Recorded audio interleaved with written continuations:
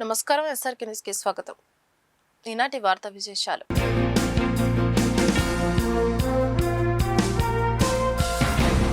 ఖరీఫ్ సీజన్లో రైతులకు సరిపడా ఎరువులు అందించడం జరుగుతుందని గుంటూరు జిల్లా కలెక్టర్ సాయికాంత్ వర్మ స్పష్టం చేశారు. కలెక్టరేట్ కార్యాలయంలో మంగళవారం కలెక్టర్ మీడియాతో మాట్లాడారు. కౌలు రైతులకు కూడా ఎరువులు అందిస్తామని, మిగిలిన రైతులు కూడా తమ పేర్లను నమోదు చేసుకోవాలని సూచించారు.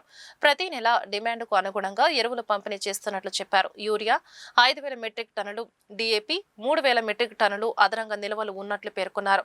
ప్రస్తుత సీజన్లో 60% ఎరువులు అమ్మకాలు జరిగాయని, నిపుణుల సూచన మేరకు రైతులు ఎరువులు వాడాలని కలెక్టర్ స్పష్టం చేశారు. సో మనము గుంటూరు జిల్లాకి సంబంధించి ఈ ఎరువులు ముఖ్యంగా యూరియా, DAP అవైలబిలిటీ గురించి ఈరోజు ఈ ప్రెస్ కాన్ఫరెన్స్ ఏర్పాటు చేయడం జరిగింది.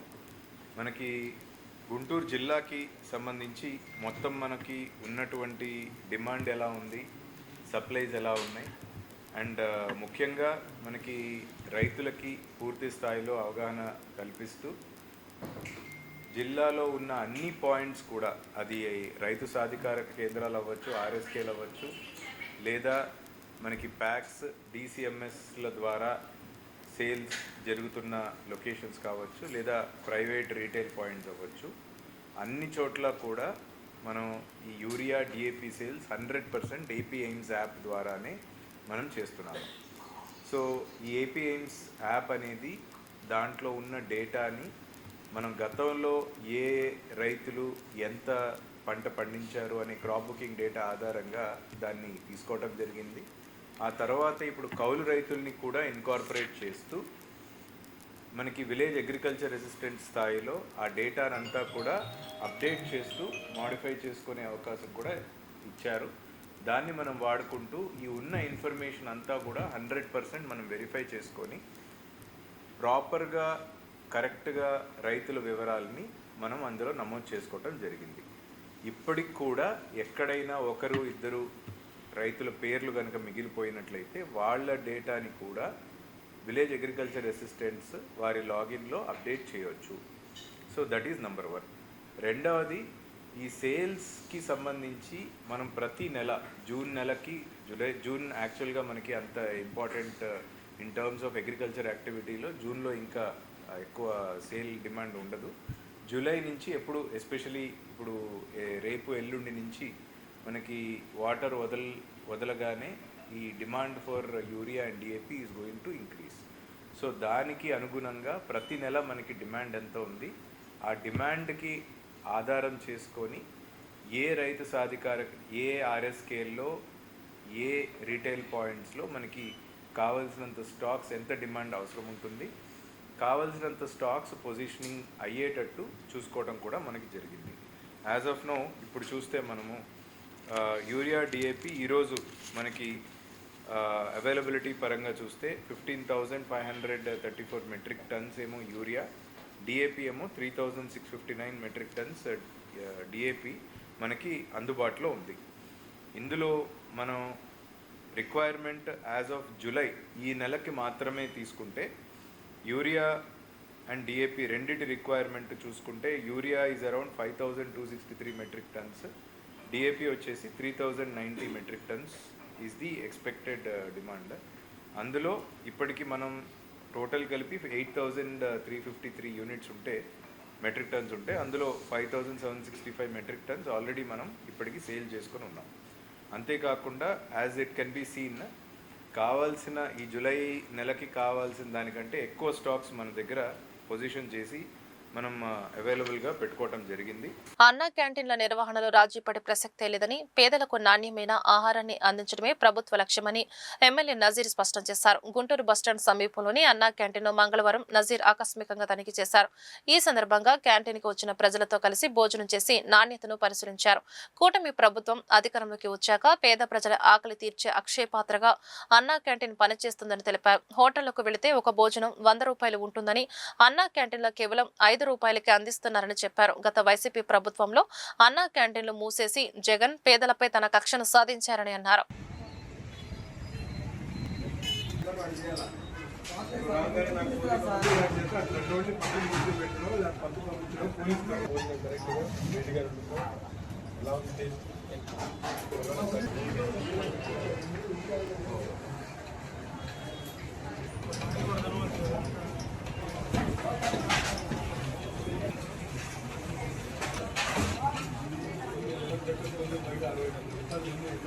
గుంటూరు జిల్లా కలెక్టరేట్ కార్యాలయం వద్ద మంగళవారం ఆంధ్రప్రదేశ్ ఉపాధ్యాయ సంఘాల సమైక్య ధర్నా కార్యక్రమాన్ని చేపట్టింది. ఇందులో భాగంగా ప్యాఫ్టో నాయకులు బసవలింగారావు తదితరులు మాట్లాడారు. టెట్ పరీక్ష నుంచి సీనియర్ ఉపాధ్యాయులకు మినహాయింపు ఇవ్వాలని డిమాండ్ చేశారు. 12వ వేతన సవరణ సంఘాన్ని ఏర్పాటు చేయాలన్నారు.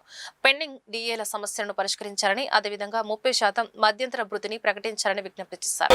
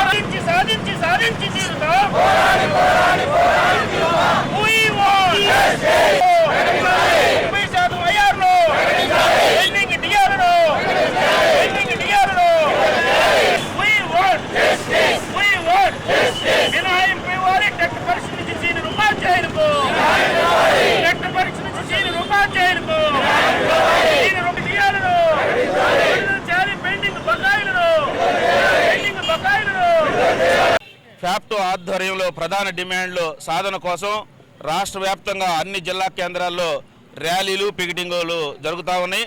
అందులో భాగంగా గుంటూరు జిల్లాలో కూడా పెద్ద సంఖ్యలో ఉపాధ్యాయులు పాల్గొని ఈరోజు కలెక్టర్ కార్యాలయం దగ్గర ర్యాలీ, పికెటింగ్ జరుగుతూ ఉన్నది. మా యొక్క ప్రధాన డిమాండ్ ఈ ప్రభుత్వాన్ని కూడా చాలా సందర్భాల్లో ప్రాతినిధ్యాలు చేశాం, చెప్పాం. సీనియర్ ఉపాధ్యాయులకు టెట్ నుంచి మినహాయింపు ఇవ్వాలని కోరాం.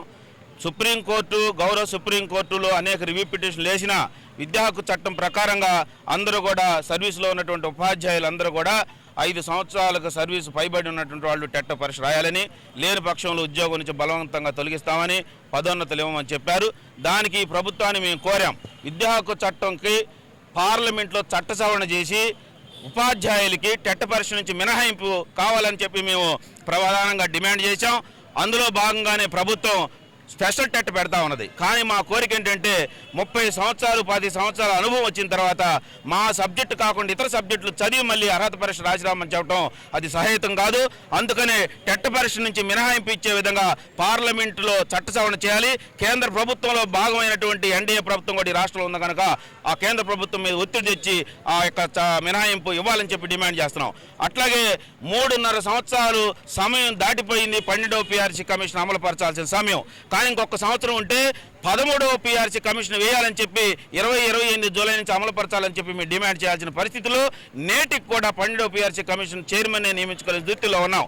అందుకనే మేము డిమాండ్ చేస్తా ఉన్నాం. ఈ ప్రభుత్వాన్ని చాలాసార్లు ప్రభుత్వం దృష్టికి కూడా తీసుకెళ్ళాం. వెంటనే 12వ PRC కమిషన్ నియమించి 30% IR ఇవ్వాలని చెప్పి డిమాండ్ చేస్తున్నాం. ఒక్కొక్క ఉద్యోగి PRC రూపంలోనే 15,000 నుంచి 20,000 రూపాయలు ప్రతి నెల నష్టపోతున్నాడు. ఇది సరైంది కాదు.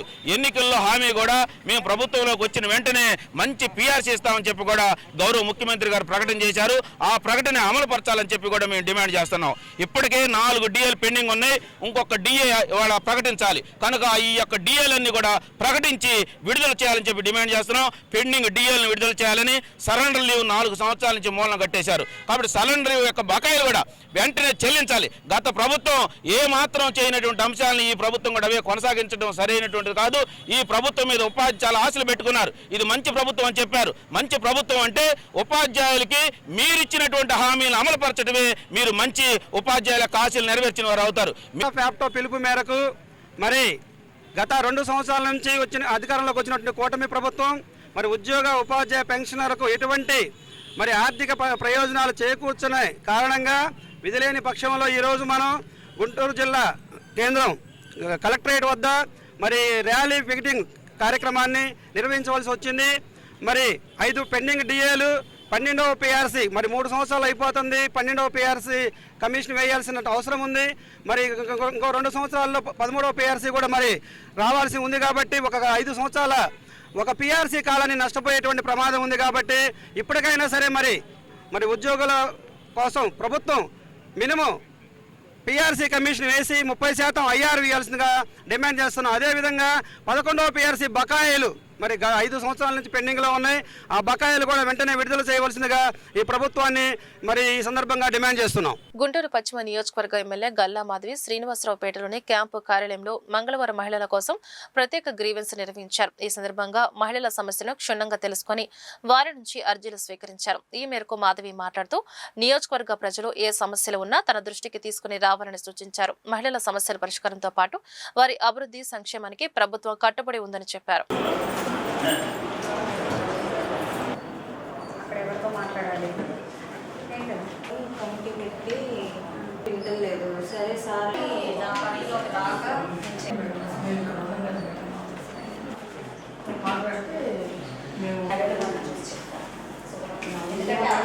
ఈరోజు మంగళవారం గుంటూరు పశ్చిమ నియోజకవర్గ ఎమ్మెల్యే ఆఫీసు మహిళా గ్రీవియన్స్తో సిద్ధంగా ఉంది. మహిళలందరూ తమ తమ సమస్యల్ని చెప్పుకోవడానికి ఒక పరిష్కారం వస్తుందన్న ఆశతో ఈ యొక్క పశ్చిమ ఆఫీస్కి అందరు రావడం జరిగింది.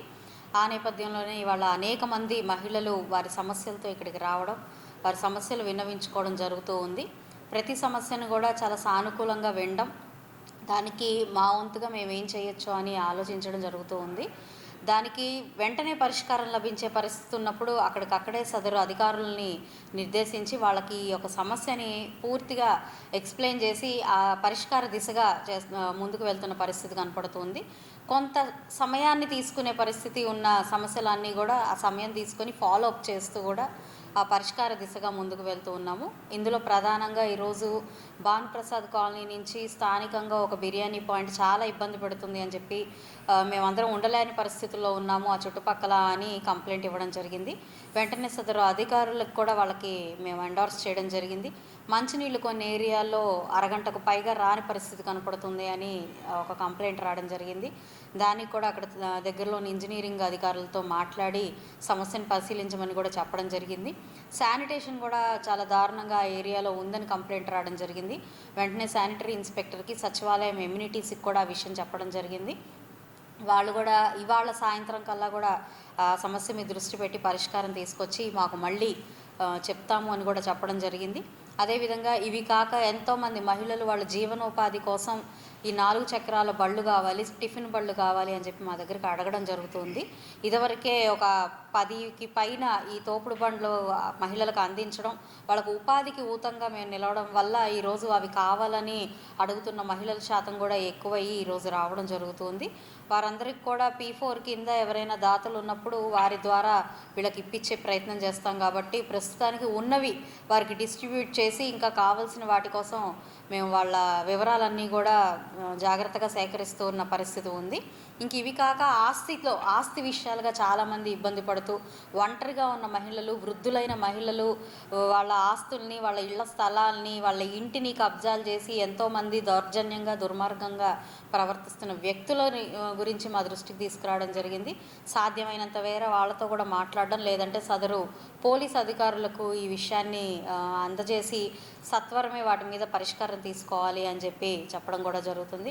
గుంటూరుకి చెందిన ప్రముఖ neurologist Lalitha PVS institute of medical sciences neuro sciences విభాగాధిపతి, Ankineedu advance stroke centre director, neuro scientist association Guntur అధ్యక్షురాలు డాక్టర్ పి విజయ ప్రపంచవ్యాప్తంగా 95 దేశాలకు చెందిన 3500 మంది WHO సభ్యుల ద్వారా ఎన్నికైన 18 మంది ప్రతిష్టాత్మక డైరెక్టర్లలో డాక్టర్ విజయ ఒకరిగా ఎన్నిక కావడం విశేషం. America, Europe, Africa and middle ఈస్ట్లతో పాటు ఉన్న 4 ప్రధాన ఖండాల గ్రూపులలో ఒకటైన ఆసియా, ఓషియానియా ప్రాంతానికి డాక్టర్ విజయ ప్రాతినిధ్యం వహిస్తున్నారు. బ్రెయిన్ స్ట్రోక్ అత్యుత్తమ చికిత్సలు, పరిశోధన, ప్రజలలో అవగాహన, ప్రజారోగ్య విధానాల రూపకల్పనలో ఆమె అందించిన విశిష్ట సేవలకు గాను ఈ అంతర్జాతీయ గుర్తింపు లభించింది. ఈ మేరకు పలువురు ప్రముఖులు, వైద్యులు డాక్టర్ విజయకి అభినందనలు తెలిపారు. ఎల్ నీనో ప్రభావం నేపథ్యంలో ప్రజలు, రైతులు అప్రమత్తంగా ఉండాలని ఎమ్మెల్యే బూర్ల రామాంజనేయులు సూచించారు.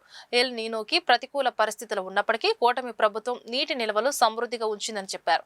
గుంటూరు క్యాంపు కార్యాలయంలో మంగళవారం రామాంజనేయులు మాట్లాడారు. రైతులు కూడా ఎక్కువ నీటిని వినియోగించే పంటలకు దూరంగా ఉండాలని విజ్ఞప్తి చేశారు.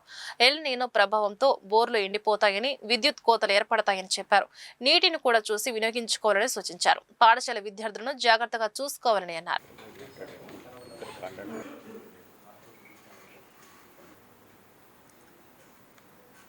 పాత్రికేయ మిత్రుల ద్వారా పత్తిపాడు నియోజకవర్గ ప్రజలందరికీ కూడా ఇటీవల 2 నెలలుగా ప్రజల మధ్య ఒక ఆందోళన కలిగిస్తున్నటువంటి ఎలీనో వాటి యొక్క పరిస్థితి, ఎలీనో యొక్క ప్రభావం ప్రజలపై ఎలా ఉంటుంది, వివిధ వర్గాలపై ఎలా ఉంటుంది అన్నటువంటి విషయం మీద అక్కడక్కడ మేము గ్రామాలకు వెళ్ళినప్పుడు కానీ లేదా మా దగ్గరికి ఫిర్యాదుదారులు వచ్చినప్పుడు కానీ కొన్ని ఆందోళనలు జరిపినటువంటి సందర్భంగా ఈ ఎలినో వల్ల ఏం జరుగుతుంది, ఏం జరగబోతుంది, గతంలో ఏం జరిగిందన్న దాని మీద ఒక స్పష్టత ఇవ్వాలన్న ఉద్దేశంతో ఈరోజు మా పాత్రికేయ మిత్రులందరినీ కూడా ఆహ్వానించడం జరిగింది. మనకు ఈ ఎలినో అనేది కొత్తదేం కాదు. ఎందుకంటే 1950 నుంచి ఇప్పటి వరకు 17 సార్లు మన ఆంధ్రప్రదేశ్ని కానీ ఇండియాను కానీ ఇది తాకింది. ఎలినో అనేటువంటిది కొత్తదేం కాదన్నది ప్రజలందరూ గమనించాలి. మనకు రీసెంట్గా 2023 నాడు కూడా మనం చూసాం దాన్ని. అట్లాగే 1950లో స్టార్ట్ అయినప్పటికీ ఆ రోజు నుంచి లెక్కేస్తే కూడా మనం 1970 నుంచి 1990 నుంచి ఇట్లా అనేక రకాలుగా ఇప్పటికి 17 సార్లు చూడడం జరిగింది. అయితే బాగా తీవ్రత ఉన్నటువంటిది మనము బాగా చెప్పాలంటే 1997, 98లో బాగా వచ్చింది. 2009లో కూడా తీవ్రతను ఎదుర్కొన్నాము. ఇవన్నిటిని దృష్టిలో పెట్టుకుంటే అసలు దీని తీవ్రత ఎలా ఉంటుంది, ఏ రకంగా మనం ఎలినో ప్రభావం అనేటువంటిది ఉంటుందన్నటువంటి విషయం మీద కొంత స్పష్టత ఇస్తాను. మామూలుగా ఎలినో అనేటువంటిది మనకు పసిఫిక్ మహాసముద్రం అన్ని సముద్రాల కన్నా పెద్దదని మనందరికీ తెలుసు. సో అక్కడ ఒక పర్యాయము వేడిగాలులు, మరొక పర్యాయము చలిగాలులు వాటి మీద ప్రవహిస్తాయి సముద్రం మీద ఎప్పుడైనా మనం చూస్తే. సో వేడిగాలులు ఉన్నప్పుడేమో ఎండలు, మరి చలిగాలులు ఉన్నప్పుడేమో చలికాలం, వర్షాలు ఇవి మామూలుగా నడుస్తూ ఉంటాయి. దాని ప్రభావం ఎందుకంటే పసిఫిక్ మహాసముద్రం మనకు దగ్గరగా లేకపోయినా మనకు ఇండియన్ ఓషన్, హిందూ మహాసముద్రం మన పక్కన ఉన్నప్పటికీ పసిఫిక్ మహాసముద్రంతో పోల్చుకుంటే హిందూ మహాసముద్రం తక్కువగా ఉంటుంది. విశాలంలో కానీ వాటి నీటి తీవ్రతలో కానీ తక్కువలో ఉంటుంది. కాబట్టి ఎక్కువగా ఉన్నటువంటి పసిఫిక్ మహాసముద్రంలో జరిగేటటువంటి ఈ పోటు, ఆటు పోటు, ఈ వేడి చలి యొక్క ప్రభావము మన మీద కూడా ఉంటుంది. అందులో ఆసియా ఖండంలోనే అతిపెద్దదైనటువంటి మన భారతదేశం మీద కూడా ఎక్కువ ప్రభావం చూపుతుంది. ఈ ప్రభావం చూపడం వల్ల ఏం జరుగుతుంది, మనకు తెలియకుండానే మనకు వర్షం ఎప్పుడు వస్తుంది, జనరల్గా మనకు మేలో స్టార్ట్ అవుతుంది, ఒక్కొక్కప్పుడు వర్షాలు ఏప్రిల్లో కూడా స్టార్ట్ అవుతాయి. అంటే ఈ season operational season, agriculture operational సీజన్లో పడాల్సిన వర్షాలు సరైన టయానికి పడవు. అది మనకు మొట్టమొదటి కనబడేటటువంటి ఒక అంశం. రెండవది ఈ గ్యాప్, వర్షానికి మరొక వర్షానికి గ్యాప్ అనేది ఎక్కువగా కనబడుతుంది. అంటే ఒక 15 రోజులకు ఒకమారు వర్షం వస్తే పంటలు ఎదుగుతాయి. అలా కాకుండా ఒక నెల రోజులు డ్రై స్పెల్ వచ్చిందనుకోండి, ఆటోమేటిక్గా వేసిన మొక్క మాడిపోతుంది. సో ఇలాంటి పరిస్థితులు కూడా మనం గతంలో గమనించాం. సో ఎప్పుడైతే మనకు ఈ నైరుతి, ఈశాన్యం ఋతుపవనాలు ఎప్పుడైతే ప్రభావం చూపుతాయో, మనం వేసేటటువంటి రబీ తర్వాత ఖరీఫ్, ఇప్పుడు వేసేటటువంటి ఖరీఫ్, మనము అక్టోబర్లో వేసేటటువంటి రబీ మీద కూడా ప్రభావం చూపుతుంది. ఎందుకంటే ఇప్పుడు వచ్చేటటువంటి మనం మాట్లాడుకునేటటువంటి ఎలినో మనకు మేలో స్టార్ట్ అయింది, జనవరి వరకు ఉంటుందని శాస్త్రవేత్తలు చెప్తున్నారు. కాబట్టి అక్టోబర్లో వచ్చేటటువంటి రబీ కూడా ఖచ్చితంగా ప్రభావం చూపబోతుంది. ఈ వార్తలు ఇంతటితో సమాప్తం. నమస్కారం.